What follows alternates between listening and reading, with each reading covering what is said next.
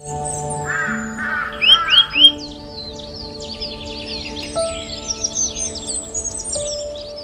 एक गांव था चंदनपुर।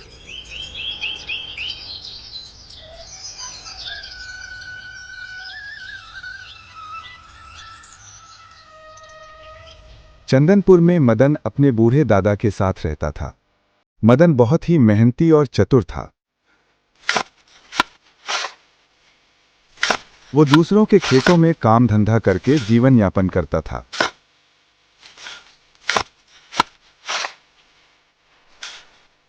अगर किसी दिन लोगों के खेतों में काम नहीं मिलता तो वो जंगल में लकड़ियां काटने चला जाता। इतनी मेहनत के बाद भी मदन 2 समय का भोजन बड़ी मुश्किल से जुटा पाता था।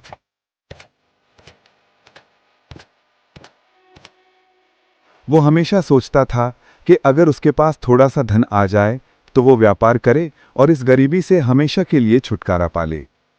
लेकिन इतनी मेहनत करने के बाद भी उसे धन नहीं मिल पाता था।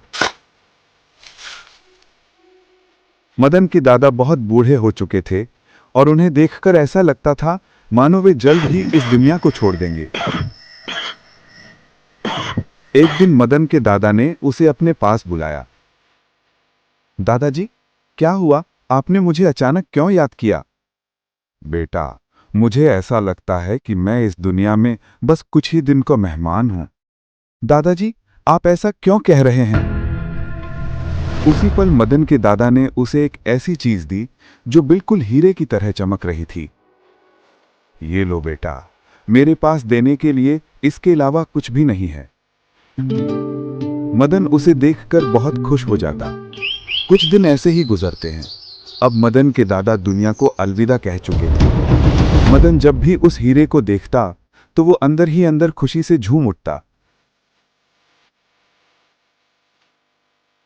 वो हमेशा रात को सोचता, मैं इस हीरे से मिलने वाले पैसे से एक अच्छा व्यापार करूंगा और जल्द ही अमीर हो जाऊंगा।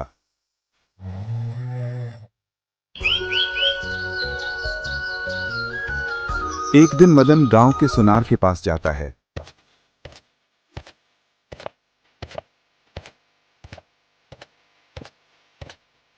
भाई साहब, ये देखिए, मैं बेचने के लिए क्या लाया हूं।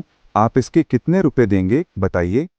हीरे को सुनार ने ध्यान से देखा और फिर मदन से कहा, अरे मदन भाई, ये क्या उठा लाए हो? ये कोई हीरा वीरा नहीं है, ये तो एक साधारण कांच का टुकड़ा है। ये सुनकर तो जैसे मदन के पैरों तले जमीन ही खिसक गई। वो अंदर ही अंदर बहुत दुखी हो गया और अपना हीरा लेकर वापस अपने घर की ओर चल पड़ा।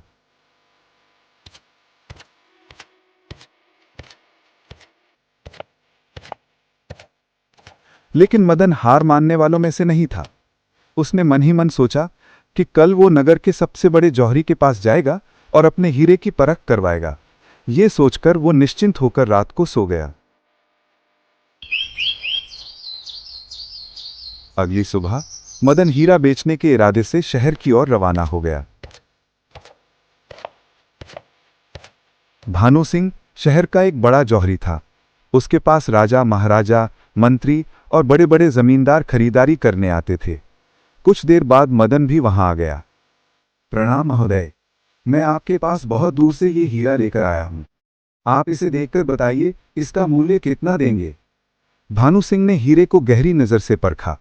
उसकी भौहें तन गई और वो गुस्से से गरज कर बोला, ये क्या मजाक है? तुमने मुझे पागल समझ रखा है क्या?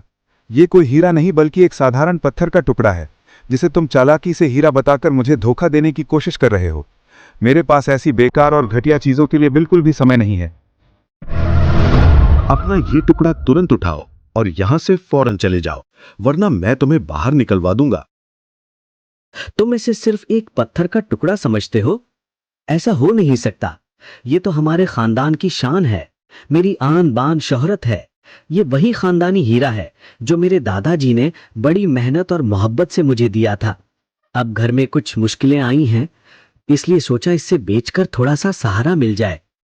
इतना सुनकर भानु सिंह ने फिर से हीरा लिया और ध्यान से देखते हुए बोला, माफ करना भाई, मगर ये हीरा नहीं, सिर्फ कांच का टुकड़ा है।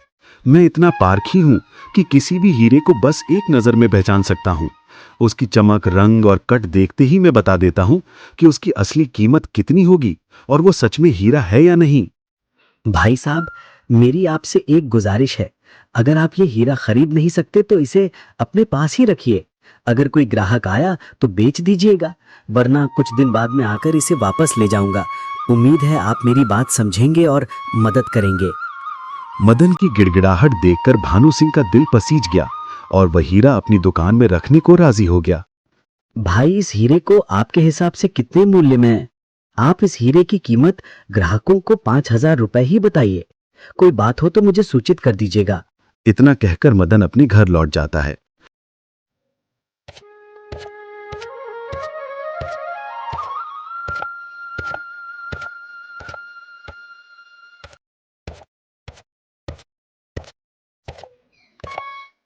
भानु सिंह के पास कई ग्राहक आए, लेकिन वो अपना नाम खराब नहीं करना चाहता था, इसलिए उसने हीरा किसी को नहीं दिखाया। बीच बीच में मदन भी हीरे के बिकने की खबर लेने आता रहा, लेकिन हर बार उसे निराशा ही हाथ लगी। एक दिन भानु सिंह के पास एक व्यक्ति आया और उसने अपना परिचय देते हुए कहा, प्रणाम महोदय जी, मैं पड़ोस के राज्य हस्तिनापुर के राजा हरसिंह का सेवक हूँ। राजा हरसिंह अपनी बेटी को उपहार में देने के लिए एक हार चाहते हैं जिसमें एक हीरा जड़ा हो। यह सुनते ही भानु सिंह ने उसे तरह तरह के हीरे दिखाने शुरू किए। वह व्यक्ति हीरे को देखता रहा, मगर उसे कोई भी हीरा पसंद नहीं आया। उसकी पसंद को देखकर भानु सिंह समझ गया कि उसे हीरों की कोई जानकारी नहीं है। जब उस व्यक्ति को कोई हीरा पसंद नहीं आया तो हार मानकर भानु सिंह ने उसे मदन वाला हीरा दिखाया। उसे देखते ही वह व्यक्ति खुश होकर बोल उठा, हाँ भाई साहब, यही वो हीरा है जिसे मैं तलाश कर रहा था। देखो कितना खूबसूरत है। आप इस हीरे का कितना मूल्य ले लेंगे? 5,000 रुपए तो मदन खुद मांग रहा है, तो क्यों ना मैं इसकी कीमत 40,000 रुपए बता दूं।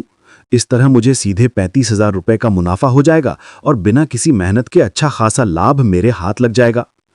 भाई साहब, ये कोई साधारण पत्थर नहीं है, बल्कि बेशकीमती हीरा है। इसकी कीमत 40,000 रुपए है और इतना दाम इसकी चमक और खूबसूरती के सामने बिल्कुल उचित। महोदय, मैं इतने रुपए तो लेकर नहीं आया, पर मेरे पास 5,000 रुपए हैं।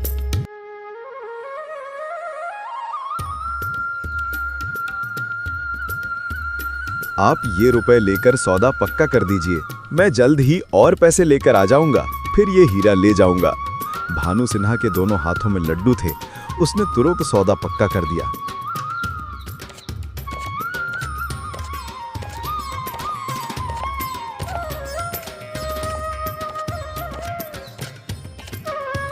इस घटना के 2 दिन बाद मदन आया और अपने हीरे के बारे में पूछने लगा। भाई साहब, मेरा हीरा बिका या नहीं? अभी तक तो नहीं, लेकिन कोशिश जारी है।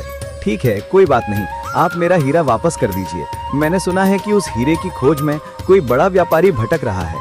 मैं अपना हीरा वहीं बेचने की सोच रहा हूँ।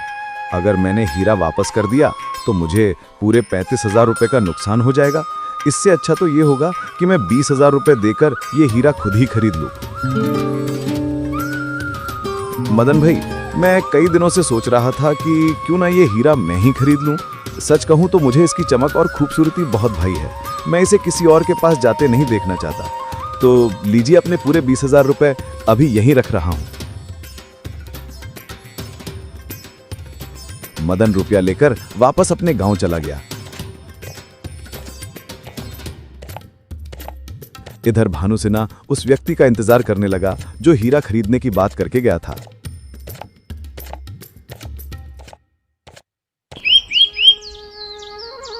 धीरे धीरे 1 महीना गुजर गया, लेकिन वो व्यक्ति वापस नहीं आया। अब भानु सिंह को शक होने लगा, लेकिन वो क्या करता। उसने सोचा, अगर नगर कोतवाल से शिकायत भी करूं तो नुकसान उसी का होगा। लोग कहेंगे इतना बड़ा व्यापारी होकर एक आम व्यक्ति से ठगा गया। ये सोचकर उसने किसी से कुछ नहीं कहा। असल में वो व्यक्ति किसी राजा का सेवक नहीं था, बल्कि मदन का मित्र था, जिसे मदन ने योजना बनाकर भानु सिन्हा के पास भेजा था। इस तरह एक साधारण मदन ने भानु सिन्हा जैसे बड़े जौहरी को ठग लिया।